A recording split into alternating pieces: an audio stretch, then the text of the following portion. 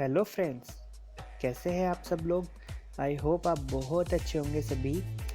आज हम बात करने वाले हैं हमारे सेकंड चैप्टर की न्यूट्रिशन इन एनिमल्स के बारे में। इससे पहले हमने पढ़ा था न्यूट्रिशन इन प्लांट्स में, जिसमें हमने पढ़ा था कि जो प्लांट्स है वो अपना फूड फोटोसिंथेसिस से बनाते हैं, इसलिए उन्हें हम ऑटोट्रोपिक कहते हैं। और जो एनिमल्स है वो प्लांट्स पे डिपेंड होते हैं, इसलिए उन्हें हम हेटरोट्रोपिक एनिमल्स कहते हैं।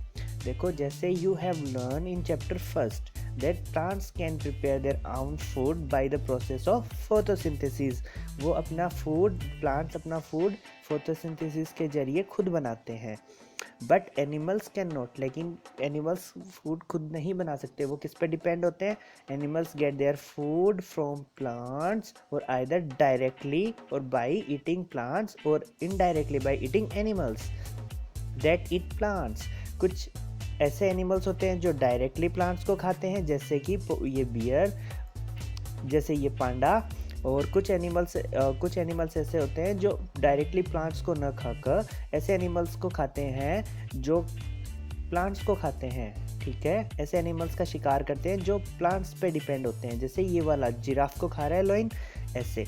सम animals eat both plant and animals. कुछ एनिमल्स ऐसे भी होते हैं जो प्लांट्स को भी खाते हैं और एनिमल्स को भी खाते हैं। ठीक है।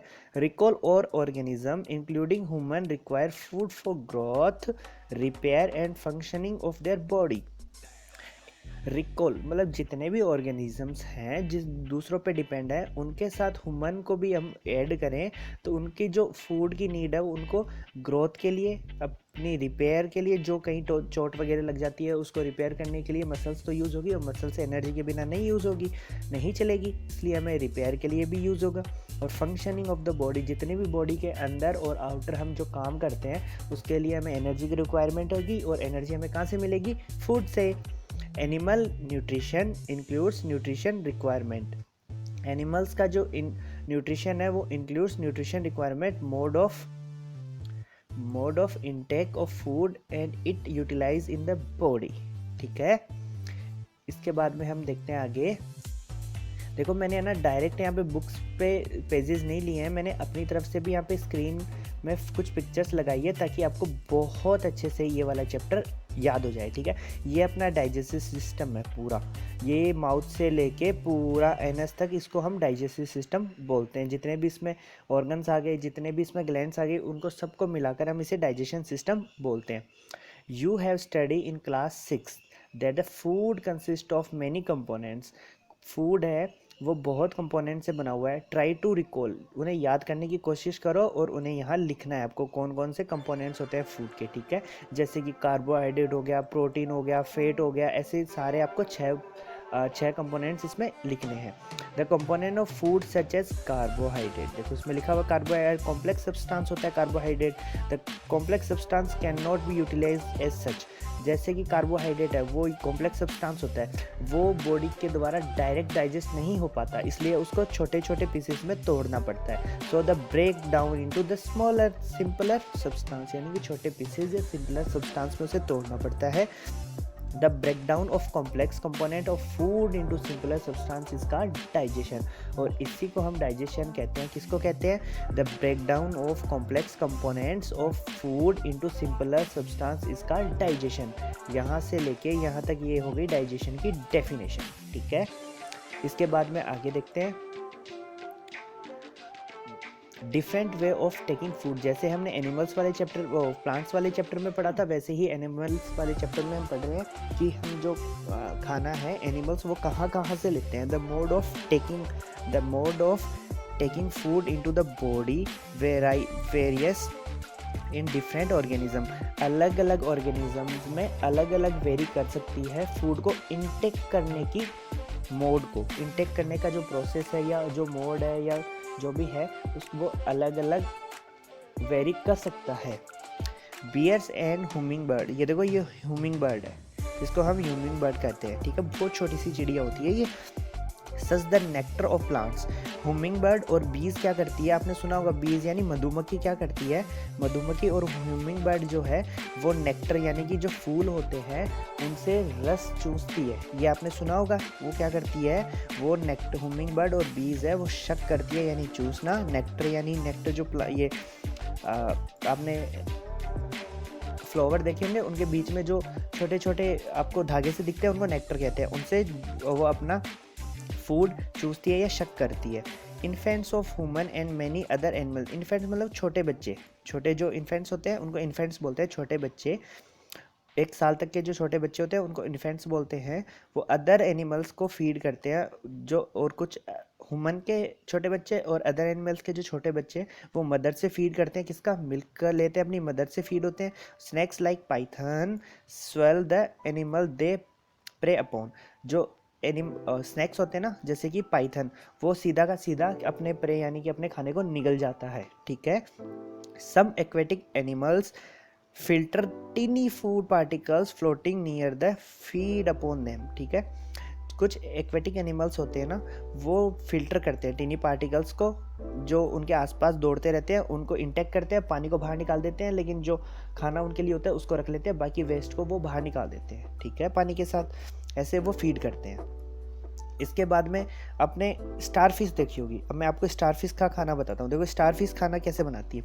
स्टारफिश क्या करती है, जैसे ही उसके पास कोई भी एक जैसे कैल्शियम कार्बोनेट, जैसे अंडा होता है, अंडा मतलब कोई भी जो हमें शेल आपने देखा हो, स्नेल का जो सेल है वो भी कैल्शियम कार्बोनेट का बना हुआ है। ऐसे कोई भी ऑर्गेनिज्म होते हैं जो वाटर में रहते हैं, सी में रहते हैं, उनके पास स्टारफिश जाती है, उनके स्नेल से चिपक जाती है। स्नेल से चिपक के वो जहाँ से स्नेल बाहर निकलता है ना, जहाँ से स्नेल बाहर निकलता है उस सेक्शन पे अपना स्टोमच, ये जो स्टारफिश है ना, ये अपना स्टोमच बाहर निकाल सकती है। ये ना अमेजिंग फैक्ट है एक।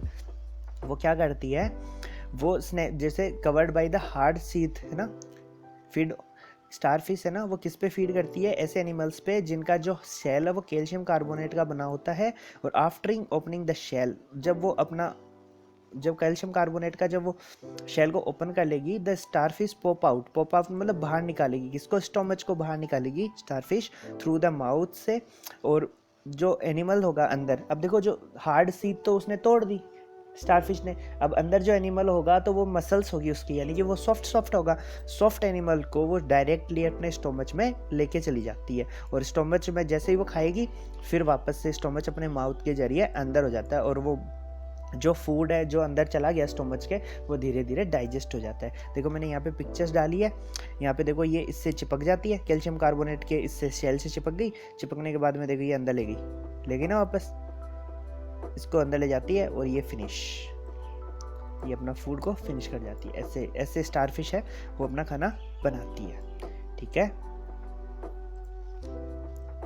अगला देखो, अब देखते हैं हम डाइजेशन इन ह्यूमन में कैसे हम डाइजेस्ट करते हैं फूड को, ठीक है।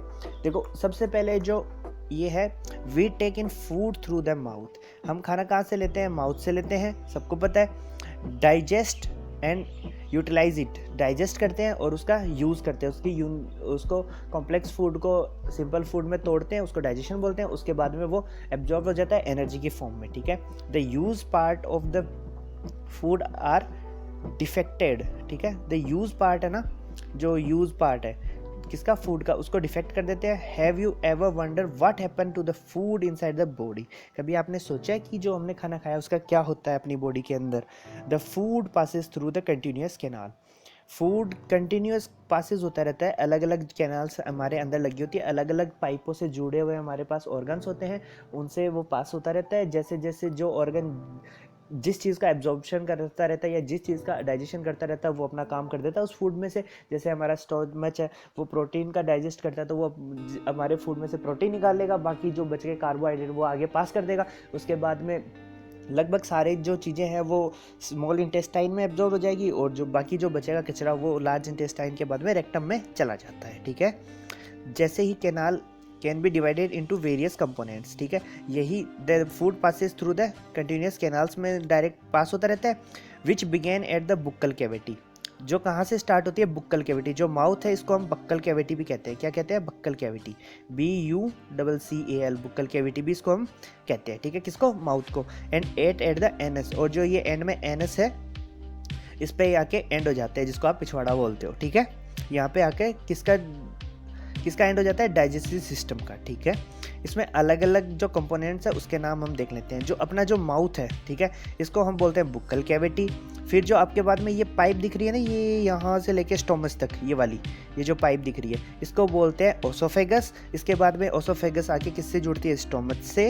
इसके बाद में ये स्टोमच देखो आगे जाकर ये तो हो गई लार्ज इंटेस्टाइन, लेकिन ये पीछे की तरफ से स्मॉल इंटेस्टाइन से जुड़ता है, ठीक है। स्टोमच किससे जुड़ता है? स्मॉल इंटेस्टाइन से। फिर स्मॉल इंटेस्टाइन देखो ऐसे कवर होके फिर यहाँ आके, ये जो वाला पार्ट है ना, यहाँ आके देखो ये वाला जो पार्ट है, यहाँ आके लार्ज इंटेस्टाइन से जुड़ती है, और लार्ज इंटेस्टाइन ऐसे घूम के और ये नीचे आके एनस से बाहर कचरा, ठीक है। ऐसे अपना पूरा डाइजेस्ट सिस्टम कंप्लीट होता है, ठीक है। ये एनस तक आ गया। It is not a very long path, ये बड़ा पाथ नहीं होता, छोटा ही होता है। This part together form A alimentary canal, और ये यहाँ से लेके यहाँ तक ये जो इन्होंने पार्ट पूरा बनाया है, इसे ही हम क्या बोलते हैं? एलिमेंट्री कैनाल या डाइजेस्टिव ट्रैक्ट बोलते हैं, ठीक है। The food component gradually get digest as food travel through the various components, ठीक है। जो food components है वो gradually digest होता रहता है, जैसे जैसे वो अलग अलग organs के अंदर से निकलता रहता है, वैसे वैसे उसके organs अपना अपना जो चीज़ें उसको जो चीज़ें absorb करनी है, digest करनी है, वो अपना काम करते रहते हैं, ठीक है। The inner wall of, इससे आगे देखते हैं, the inner wall of the stomach and the small intestine, ठीक है। the inner wall of stomach and the small intestine and the various gland associate with the canal such as salivary gland। कुछ जो inner wall है किसकी? Stomach की और small intestine की, and various जितने भी ग्लैंड्स इसके अंदर बीच बीच में लगी हुई है, उनमें वो एसोसिएट करती है, मतलब एक दूसरे से रिलेट करती है, सच एज सलाइवरी ग्लैंड्स के साथ, लीवर के साथ और उस पेनक्रियाज के साथ जुड़ी हुई है, ठीक है। जितनी भी ये जो ट्रैक सिस्टम है ना, इसके साथ दूसरा एक और ट्रैक सिस्टम जुड़ा हुआ है, जिनको हम क्या बोलते हैं? ग्लैंड्स बोलते हैं। कौन कौन सी ग्लैंड्स हो गई हमारे पास? सलाइवरी ग्लैंड हो गई, लीवर भी एक ग्लैंड हो गया, और पेनक्रियाज भी एक ग्लैंड हो गई, ठीक है ना। देखो ये जो लीवर है ये यहाँ पे टच है, ठीक है। ये वाला जो पार्ट है ये लीवर हो गया, ये हमारी पेनक्रियाज हो गई, ठीक है। और क्या रह गया? सलाइवरी ग्लैंड, ये हमारी यहीं ऊपर रह जाती है। जो हमारे मुंह में जो थूक आता है ना, हम थूक बोलते हैं जिसको, ठीक है, उसको हम सलाइवा बोलते हैं इंग्लिश में। और वही थूक कौन रिलीज करता है? वो हमारे पास 3 सलाइवरी ग्लैंड्स होती है, वही हमारे पास रिलीज करती है। कितनी होती है? 3 होती है। और कौन रिलीज करता है? सलाइवरी ग्लैंड किसको रिलीज करती है? सलाइवा यानी थूक को, ठीक है। The substance of food into, ठीक है। उसके बाद में क्या होता है? द डाइजेस्टिव जूस, ये लीवर, ठीक है, ये जो पेनक्रियाज और लीवर क्या होता है? ये किसको सीक्रेट करते हैं? ये डाइजेस्टिव जूस को सीक्रेट करते हैं, ठीक है। और यही डाइजेस्टिव जूस जो जूस है वो कन्वर्ट करता है किसको? Complex substance into simpler one में, ठीक है ना। ये जो डाइजेस्टिव जूस है ये उसको फूड कंपोनेंट्स के साथ घुलता है। जैसे अपन मुंह में चबाते हैं ना, खाने को चबाते हैं, तो वो अपने थूक या सलाइवा के साथ ऐसे मिक्स हो जाता है, मिक्सअप होके फिर हमारे पेट के अंदर जाता है, ठीक है। तो वो क्या करता है? वहाँ पर वो डाइजेस्ट करता है किसका? कार्बोहाइड्रेट का। सलाइवा किसका डाइजेस्ट करता है? कार्बोहाइड्रेट का। The digestive juice convert into the complex one, ठीक है ना। जो डाइजेस्टिव जूस है ना वो कन्वर्ट करता है किसको? कॉम्प्लेक्स वन सब्सटेंस है उसको सिंपलर सब्सटेंस में, ठीक है। The digestive track and the associate gland, जो एसोसिएट इनके साथ जो लगी हुई ग्लैंड्स थी ना, 3 अभी मैंने बताई, वो टुगेदर कंसिस्ट करती है किसका? डाइजेस्टिव सिस्टम का, ठीक है ना। जैसे सलाइवरी ग्लैंड, लीवर भी एक ग्लैंड हो गई, और क्या? पेनक्रियाज। ये तीनों जो 3 ग्लैंड हैं ये मिलके, और बाकी जितना भी, जैसे हमारा सबसे पहले माउथ हो गया, बुक्कल कैविटी हो गया, फिर आ गया ओसोफेगस आ गया, उसके बाद में स्टोमच से अटैच है, स्टोमच के बाद में हमारे स्मॉल इंटेस्टाइन से अटैच है, स्मॉल इंटेस्टाइन के बाद में लार्ज इंटेस्टाइन से अटैच है, और फिर एनस। ये जो पूरा सिस्टम है ना, इसको हम बोलते हैं digestive system. Now let us know that what happened to the food in different part of the digestive tract। अब ये हमने देख लिया कि डाइजेस्टिव ट्रैक्ट कौन सा होता है, डाइजेस्टिव पार्ट क्या है, या डाइजेस्टिव ट्रैक्ट कहाँ से, या डाइजेस्टिव सिस्टम कहाँ से स्टार्ट होके कहाँ एंड हो रहा है। अब हम देखते हैं एक एक चीज़ की हम स्टडी करते हैं कि यहाँ पे क्या हो रहा है फूड का, ओसोफेगस में कैसे नीचे आता है, स्टोमच में क्या होता है फूड के साथ, फिर पेनक्रियाज क्या हेल्प करती है, फिर स्मॉल इंटेस्टाइन क्या हेल्प करता है, लार्ज इंटेस्टाइन क्या हेल्प करता है, ठीक है। इसके बारे में हम पढ़ेंगे। अब देखो, द माउथ, सबसे पहले हम माउथ में देखते हैं, बुक्कल कैविटी में। जब आप खाना खाते हो, जब फूड को इंटेक करते हो, ठीक है, food is taken into the body through the mouth. हम खाना कहाँ से खाते हैं? अपने मुंह से खाते हैं, सिंपल सी बात है, ठीक है।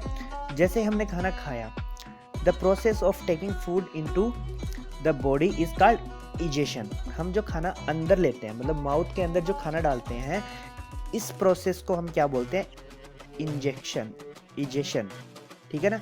इंजेक्शन बोलते हैं इसको ना। जैसे अब किसी चीज़, अब हॉस्पिटल में जाते हो इंजेक्शन लगवाने, इंजेक्शन नाम याद रहेगा, हॉस्पिटल में जाते हो इंजेक्शन लगवाने, वो भी कोई चीज़ डाल देते हैं ना उसमें, डाल के हमारे कुछ साल्ट अंदर बॉडी में डालते हैं, वही उसी नाम से आपको याद रह जाएगा, इंजेक्शन, ठीक है ना। इंजेक्शन याद रहेगा आपको। जो खाना हम अपने माउथ के अंदर डालते हैं उस प्रोसेस को हम क्या बोलते हैं? इंजेक्शन। क्या बोलते हैं? इंजेक्शन। उसके बाद में हम खाने को चबाते हैं। चबाने को इंग्लिश में क्या बोलते हैं? Chew, CHEW, chew the food with the teeth and break it down mechanically into small pieces. हम खाने को चबाते हैं और खाने को चबा के उसको मैकेनिकली उसको चबाएंगे और छोटे छोटे पीसेस, यानी बहुत छोटे छोटे पीसेस में उसको क्या कर देंगे? कन्वर्ट कर देंगे। Each tooth is rotate in a separate socket, ठीक है, rotate in the separate socket. हर एक जो टिथ है हमारे माउथ में, वो हर एक टिथ अलग अलग सॉकेट्स में लगा रहता है, ठीक है। अलग अलग सॉकेट यानी उनकी जो रूट है ना, रूट मतलब जड़ें, उनमें अलग अलग सॉकेट बने होते हैं और उनमें लगे होते हैं। और सॉकेट कहाँ होते हैं? वो जम्स में होते हैं, गम्स अपने जो मसूड़े हैं उनके अंदर होते हैं। Over teeth vary in a appearance and perform different function. हर एक टिथ अलग अलग फंक्शन करता है। कोई जैसे मैं आपको बताता हूँ अभी ना, according to they give the different name, और उसी प्रकार उनके पास अलग अलग नाम दिए गए हैं। जैसे हमारे पास कितने टिथ है? हमारे पास 32 टिथ होते हैं, ठीक है। तो हम बताते हैं, अब देखो कौन कौन से टिथ होते हैं। जो आगे वाले 4 होते हैं ना, ये वाला, ये वाला, ये वाला, जो फ्रंट में स्माइल में दिखते हैं, सबसे पहले जो स्माइल में हमें दिखते हैं ना सामने वाले 4, उनको तो बोलते हैं इंसीजर। फिर कोने में जो तीखे वाले आते हैं, ठीक है, जो तीखे तीखे से होते हैं ना, जो हल्के से तीखे तीखे से होते हैं, उनको बोलते हैं कैनाइन। फिर आते हैं आगे जाके थोड़ा हल्का तीखा और थोड़ा सा ऐसे चबाने के जो काम आते हैं, ठीक है, उनको बोलते हैं प्रीमोलर। उसके बाद में जो एंड में 3 बच जाते हैं, इस तरफ भी 3 और इस तरफ भी 3, उनको बोलते हैं मोलर। वैसे तो ये 2 ही होते हैं, ठीक है ना, मोलर वैसे 2 ही होते हैं, लेकिन एक एक विजुअल टिथ आते हैं, ठीक है ना, एंड में। इसके बारे में आप हायर क्लासों में पढ़ोगे। ये विजडम टिथ बोलते हैं इसको। जो अक्कल जाड़ बोले ना, अक्कल जाड़ होती है, आपने अपने पेरेंट्स से सुना होगा, अक्कल जाड़ आ रही है इसलिए मुंह में दर्द होता है, ठीक है, तो वो इनको बोलते हैं, ठीक है ना। ये भी किसका पार्ट है? ये मोलर का पार्ट है। Which one of the tearing, तो टीयरिंग में और प्रोसेसिंग में कौन कौन से काम में आते हैं, ठीक है ना, इसके हिसाब से ये देखिए। जो सबसे पहले हम जब आप कोई एप्पल खाते हो, आप उसको ना काटते हो, यानी कि उसको टीयर करते हो, तो कौन से टिथ आप काम में लेते हो? तो उसके लिए अपन इंसीजर काम में लेते हो। कौन से काम में लेते हो? इंसीजर। लेकिन कोई चीज़ ऐसी है जो कठोर है, उसको आप तोड़ना है, ठीक है, तो आप किससे तोड़ोगे? तो कैनाइन से, ठीक है ना, तीखा तीखा वाला। फिर आप ना खाना खाते हो तो उसको हल्का हल्का तोड़ना है, उसको हल्का हल्का ग्राइंड करना है, तो प्री मोलर। और अच्छा वाला ग्राइंड करना है, मतलब ऐसे चबाना है बहुत अच्छी तरीके से, तो उसको किससे चबाओगे आप? मोलर से, ठीक है ना। प्री मोलर और मोलर किसका काम करते हैं? ग्राइंडिंग का काम करते हैं। किसका काम करते हैं? ग्राइंडिंग का, चबाने का काम करते हैं, ठीक है। इसके बाद में देखो एक्टिविटी है। आपको एक्टिविटी पढ़नी है नहीं पढ़नी, मेरे को ये है ना, आप कमेंट करके बताओगे। मैं ये वाली एक्टिविटी तो आपको पढ़ा देता हूँ, लेकिन आपको आगे से ना चैप्टर्स में एक्टिविटी पढ़नी होती है या नहीं पढ़नी होती, वो मैं आप मेरे को ना कमेंट करके ज़रूर बताओगे, ठीक है ना। Over mouth has the salivary glands, जैसे अभी मैंने आपको बताया ना, माउथ में स्लाइवरी ग्लैंड्स होती हैं 3, ठीक है। विच सीक्रेट द स्लाइवा, वो क्या सीक्रेट करती है? स्लाइवा का सीक्रेट करती है। Do you know action of saliva in food, जो अब है ना, आप मेरे को, मैंने आपको ये पीछे बता दिया है कि स्लाइवा जो है वो क्या काम में आती है फूड के साथ, तो आप मेरे को अभी कमेंट करके ज़रूर बताओगे कि स्लाइवा किस काम में आई है, ठीक है। एक्टिविटी देखते हैं 2.3। टेक 2 टेस्ट ट्यूब, आपको 2 टेस्ट ट्यूब लेनी है। एक पे आपको लेबल ए लिखना है और दूसरी पे आपको लेबल बी लिखना है। ए के अंदर आपको 1 टीस्पून, क्या 1 टीस्पून क्या डालना है उसमें? बॉइल्ड राइस, बॉइल मतलब उबले हुए जो चावल है वो डालने हैं। जो दूसरी वाली है उसमें भी आपको उबले हुए चावल डालने हैं, ठीक है ना। आफ्टर, लेकिन है ना, पहली वाली में तो आपको डायरेक्ट डालने हैं, उबल गए उसको डालने हैं। फिर दूसरी वाली है ना, उसमें आपको पहले उस चावलों को अपने मुंह में लेके चबाना है, अच्छे से चबा के, और फिर डालना है वो टीस्पून उसमें, ठीक है। और 3-4 मिनट के बाद में आपको क्या करना है, उसमें 3 से 4 है ना, 3 से 4 ml पानी उसमें डालना है। दोनों टेस्ट ट्यूब में अलग अलग रखनी है दोनों टेस्ट ट्यूब को। उसके बाद में एक टेस्ट ट्यूब में तो आपको डालना है थोड़ा सा आयोडीन, यानी कि नमक डालना है। आयोडीन सॉल्यूशन यानी थोड़ा सा पानी में घुला हुआ जो नमक होता है वो डालना है। और एक में आपको क्या करना है, दोनों में ना थोड़ा थोड़ा नमक डालोगे ना तो आप देखोगे जो ए वाली है ना, ए वाली उसका थोड़ा हल्का कलर चेंज होने लग जाएगा, लेकिन बी का कलर चेंज नहीं होगा। ऐसा क्यों होता है? ऐसा इसलिए होता है कि जो राइस में स्टार्च प्रेजेंट है ना, उसका डाइजेशन या ब्रेक डाउन कर देता है कौन? सलाइवा, क्योंकि हमने ये मुंह में चबाया था, इसलिए इसका कलर चेंज नहीं होता। जबकि ए का, और इसको हमने मुंह में नहीं चबाया, यानी कि सलाइवा ने क्या नहीं किया, स्टार्च का डाइजेशन नहीं किया या उसको ब्रेक डाउन नहीं किया, इसलिए इसका कलर चेंज हो गया। क्योंकि ये इसमें जाके नमक ने रिएक्ट किया इसके साथ और ये इसका कलर चेंज कर देता है, लेकिन इसके साथ में स्टार्च का डाइजेशन हो चुका है तो नमक रिएक्ट करेगा ही नहीं, इसलिए इसका कलर चेंज नहीं होता है। The tongue is fleshy muscular. इसके बाद में ये टंग की बात बता रहा है, ठीक, यानी अपनी जीभ की बात हो रही है। ये यहाँ तक आपकी एक्टिविटी खत्म हो जाती है। अब देखते हैं हम अपने टंग के बारे में बात करते हैं। The tongue is a fleshy muscular organ. हमारा जो टंग है वो फ्लैशी, यानी कि जो इधर से उधर फ्लैशी, मतलब अपने पत्ती देखी है, पत्ती, पेड़ की पत्ती आती है, वो फ्लैशी होती है, इधर से उधर मुड़ती रहती है, ठीक है ना, उसमें कोई हड्डी वगैरह नहीं होती है। तो फ्लैशी ऑर्गन होता है attach to the back to the floor of buccal cavity. ये किससे अटैच होती है? बक्कल कैविटी का जो नीचे वाला हिस्सा है या पीछे वाला जो हिस्सा है उससे अटैच होती है। It is a free in front end can be move in all direction, ठीक है। ये आगे की जो हिस्सा है उसमें तो फ्री होती है और हर जगह ये घूम सकती है, आगे पीछे, आप अपनी जीभ किधर भी ला सकते हो, ठीक है।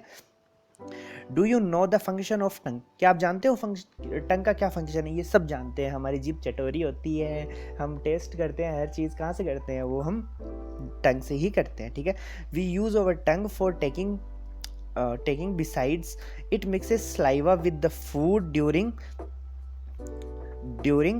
chewing and help in the swallowing of the food, ठीक है ना। देखो अब हमारी जीभ चटोरी तो होती है, उसके अलावा क्या काम होता है जीभ का? देखो वो किसका मिक्स, यानी जो हम खाना खाते हैं उसमें अच्छे से ना सलाइवा को मिक्स कर दे उसके लिए, और जो हम खाना चबाते हैं तो उसमें भी हेल्प करती है ना जीभ। आप देखते हो अपने खाने को फटाफट है ना वो दांतों तले या टीथ तले ना दबाती रहती है, जिससे वो खाना अच्छे से चबाया जाए।